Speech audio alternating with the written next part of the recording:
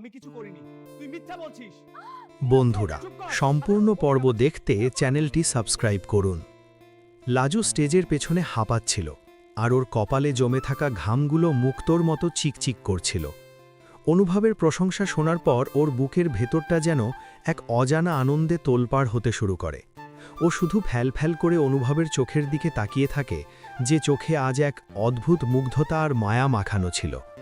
অনুভব লাজুর খুব কাছে এসে দাঁড়ায়, আর ওর কাঁধে হাত রেখে বলে, তুমি আজ যা করেছ লাজু, সেটা কল্পনাকেও হার মানিয়ে দেয়। তোমার ভেতর যে এত বড় একজন শিল্পী লুকিয়েছিল, সেটা আজ প্রমাণ হয়ে গেল লাজু। লাজুক হাসে, কিন্তু ওর মনের কোণে একটা ভয়ের মেঘ দানা বাঁধতে থাকে। ও জানে এই আনন্দ হয়তো বেশিক্ষণ স্থায়ী হবে না, কারণ বনলতা আর শ্রী আন্টি নিশ্চয়ই এতক্ষণে সব জেনে গেছে। অন্যদিকে কলেজের গেটের সামনে নীলাভ আর ওর দলবল এক ভয়ঙ্কর ষড়যন্ত্রের জাল বুনতে শুরু করে। ওরা নিজেদের মধ্যে ফিসফাস করে বলতে থাকে, ওই যে লাল জামা পরা ছেলেটা, অনুভবের সাথে লাজুর নিশ্চয়ই গভীর কোনো সম্পর্ক আছে, নইলে মাঝপথে অফিস ফেলে কেউ এভাবে ছুটে আসে নাকি। সুদেবকে খবরটা দিতে হবে। সুদেব যদি জানতে পারে তার স্ত্রী অন্য একজনের সাথে এভাবে হাসাহাসি করছে, তবে আর দেখতে হবে না। এদিকে বনলতা রাগে ফুসতে ফুসতে ড্রয়িং রুমে পায়চারি করছিল।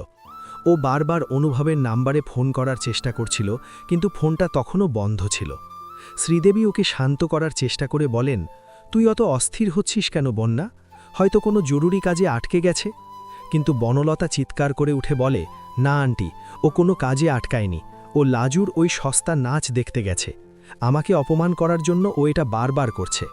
আমি আজ এর একটা বিহিত করেই ছাড়ব। বনলতা তড়িঘড়ি করে নিজের ব্যাগটা তুলে নেয় আর কলেজের উদ্দেশ্যে রওনা দেয়। ওর চোখে মুখে তখন প্রতিহিংসার আগুন জ্বলছিল। কলেজের অডিটোরিয়ামে তখন পুরস্কার বিতরণী অনুষ্ঠান শুরু হয়েছে। লাজুর নাম ঘোষণা হতেই পুরো হল হাততালিতে ফেটে পড়ে। অনুভব দূর থেকে দাঁড়িয়ে এক দৃষ্টিতে লাজুকে দেখছিল। ওর মনে হচ্ছিল আজ যেন লাজু তার নিজের অস্তিত্ব ফিরে পেয়েছে। কিন্তু ঠিক সেই মুহূর্তে অনুষ্ঠানস্থলে প্রবেশ করে বনলতা। ও ভিড় ঠেলে একদম সামনের দিকে চলে আসে, আর স্টেজের ওপর লাজুকে দেখে ওর পিত্তি জ্বলে যায়। ও চিৎকার করে বলতে থাকে, খুব তো নাচ গান হচ্ছে, কিন্তু বাড়ির লোক কি জানে তুমি এখানে এসে কার সাথে প্রেম করছো? বনলতার এই আওয়াজে পুরো হল নিস্তব্ধ হয়ে যায়। লাজু স্টেজের ওপর পাথর হয়ে দাঁড়িয়ে পড়ে। ওর হাত থেকে ট্রফিটা পড়ে যাওয়ার উপক্রম হয়। অনুভব পরিস্থিতি সামাল দিতে এগিয়ে আসে আর বলে, বনলতা, তুমি এখানে কি করছো? এটা কোনো জায়গা কথা বলার? কিন্তু বনলতা দমবার পাত্র নয়। ও আঙুল উঁচিয়ে বলতে থাকে, কেন জায়গা নয় কেন? আমি তো সত্যিটা বলছি। তোমার অফিস যাওয়ার কথা ছিল, কিন্তু তুমি এখানে এই মেয়েটার আঁচল ধরে বসে আছো। লজ্জা করে না তোমার? তখনই নীলাভ পেছন থেকে টিপ্পুনি কেটে বলে, আরে বৌদি, আপনি একা কেন? সুদেব দাদাকে নিয়ে এলেই তো পারতেন। সেও দেখত তার বউ কত বড় ড্যান্সার হয়ে গেছে। লাজু তখন ডুকরে কেঁদে ওঠে আর বলে, দিদি, তুমি আমাকে যা বলার বাড়িতে বলতে পারতে, এখানে কেন সবার সামনে অপমান করছো? বনলতা হাসতে হাসতে বলে, তোকে অপমান করার জন্য আলাদা করে কোনো জায়গার দরকার নেই, তুই নিজেই একটা অপমান। এই ঘটনার পর কলেজের প্রিন্সিপাল এসে হস্তক্ষেপ করেন আর বনলতাকে বাইরে যেতে বলেন। অনুভব বনলতার হাত ধরে টেনে হিঁচড়ে বাইরে নিয়ে আসে আর রাগত স্বরে বলে, তুমি আজ যা করলে তার জন্য আমি তোমাকে কোনো দিন ক্ষমা করব না।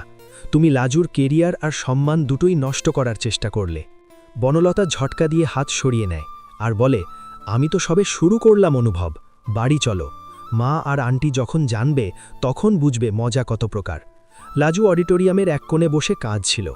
ওর বন্ধুরা ওকে সান্ত্বনা দিচ্ছিল, কিন্তু ওর কানে তখন কেবল সুদেবের নামটা বাজছিল। ও ভাবছিল, সুদেব যদি এই কথা জানতে পারে তবে ওর পড়াশোনা আর নাচ সব বন্ধ হয়ে যাবে। অনুভব সব ঝামেলা চুকিয়ে লাজুর কাছে ফিরে আসে আর ওর মাথায় হাত রেখে বলে, তুমি একদম ভয় পেও না লাজু, আমি থাকতে তোমার গায়ে কেউ আঁচড় কাটতে পারবে না। লাজু কান্নারত চোখে অনুভবের দিকে তাকায় আর বলে, তুমি কেন আমাকে এত সাহায্য করো অনুভব? অনুভব কিছুক্ষণ চুপ থেকে গভীর আবেগে বলে, কারণ আমি তোমাকে ভালোবাসি লাজু। আমি চাই না তুমি ওই অন্ধকারের মধ্যে হারিয়ে যাও। অনুভবের মুখে ভালোবাসার কথা শুনে লাজু যেন আকাশ থেকে পড়ে। ওর সমস্ত কান্না এক নিমিষে থেমে যায়। ও বুঝতে পারে ওর মনের সুপ্ত বাসনা আজ অনুভবের কণ্ঠে প্রতিধ্বনিত হয়েছে। কিন্তু পরক্ষণেই ওর মনে পড়ে ওর সিথির সিঁদুরের কথা। ও ধরা গলায় বলে, না, এটা হতে পারে না, তুমি আমাকে ভুল বুঝছ, আমি সুদেবের স্ত্রী। অনুভব দৃঢ় গলায় বলে, সম্পর্ক যদি সম্মান না দেয় তবে সেই সম্পর্কের কোনো মূল্য নেই। তুমি আজ থেকে আমার আশ্রয় থাকবে। কিন্তু লাজু কি পারবে সমাজের সব বাধা পেরিয়ে অনুভবের হাত ধরতে, নাকি বনলতার ষড়যন্ত্রে তাদের এই প্রেম অঙ্কুরেই বিনষ্ট হয়ে যাবে, সেটা সময়ই বলবে। রাতের অন্ধকারে লাজু যখন বাড়ির পথে পা বাড়ায় তখন ওর মনে হচ্ছিল আজ ওর জীবনের এক নতুন অধ্যায় শুরু হতে চলেছে, যেখানে একদিকে আছে তীব্র ভালোবাসা আর অন্যদিকে আছে কঠিন লড়াই। অনুভব ওর পিছু পিছু আসতে থাকে আর মনে মনে শপথ নেয় যে লাজুকে ও পৃথিবীর সমস্ত সুখ এনে দেবে।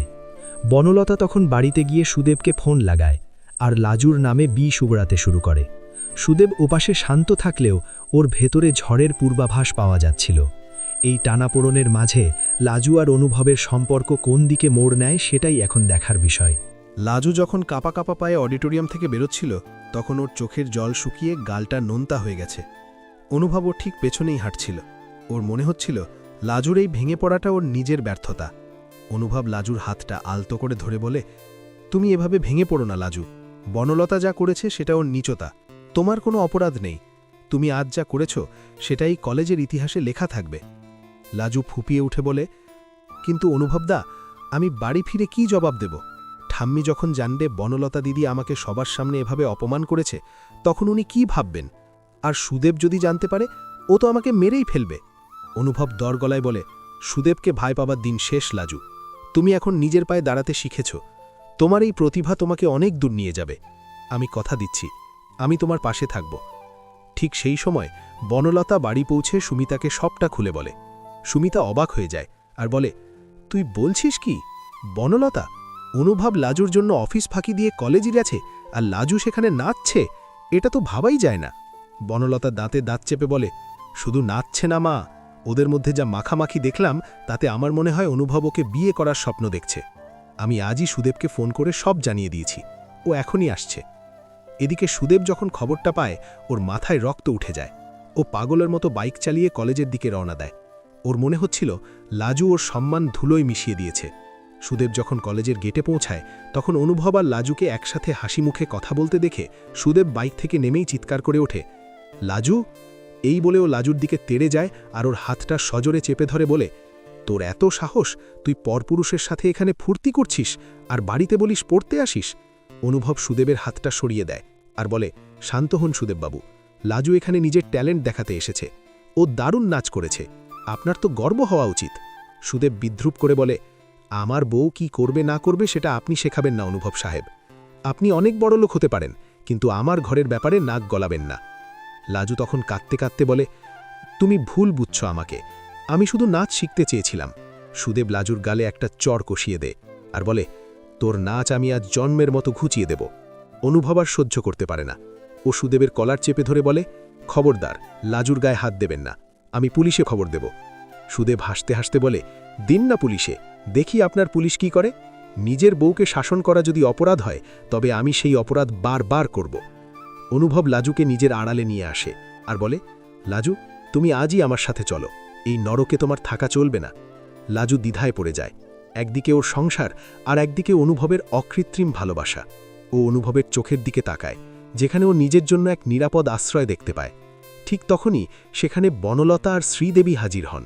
বনলতা হাততালি দিয়ে বলে, বাহ, কি সুন্দর দৃশ্য, সিনেমার মতো লাগছে। অনুভব, তুমি কি সত্যি এই গ্রাম্য মেয়েটার জন্য নিজের মানসম্মান সব বিসর্জন দেবে? শ্রীদেবী অনুভবের কাছে এসে বলেন, খোকা, তুই এ কি করছিস? লোকে কি বলবে? অনুভব শান্তভাবে বলে, লোকে কি বলবে তাতে আমার কিছু যায় আসে না, আমি শুধু জানি লাজু এখানে সুরক্ষিত নয়।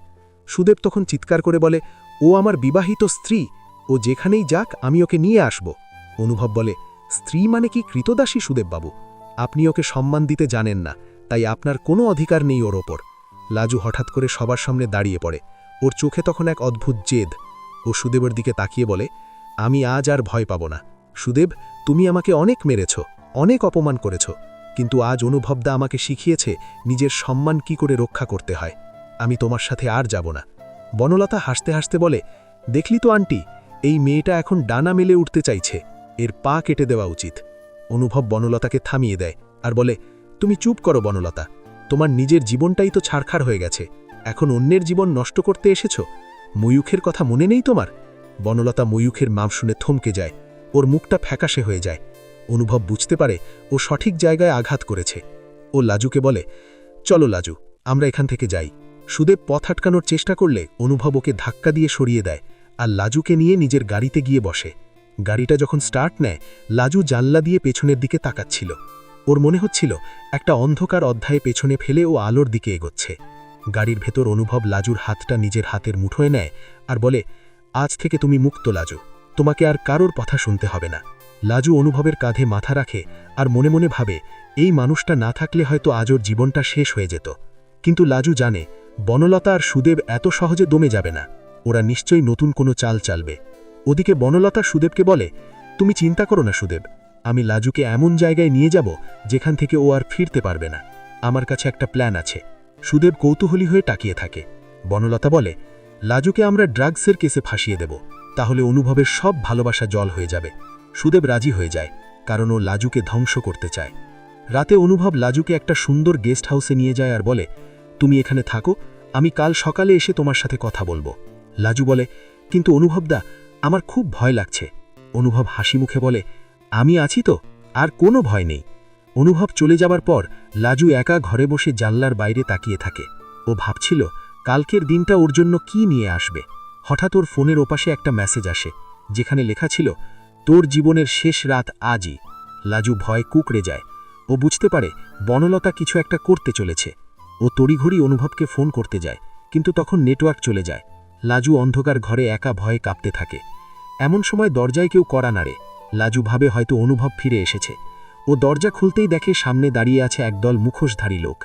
ওরা লাজুকে জাপটে ধরে আর মুখে রুমাল চেপে দেয়। লাজু জ্ঞান হারিয়ে ফেলে। যখন ওর জ্ঞান ফেরে, তখনও দেখে ও একটা গুদামে বন্দী, আর সামনে দাঁড়িয়ে আছে বনলতা আর সুদেব।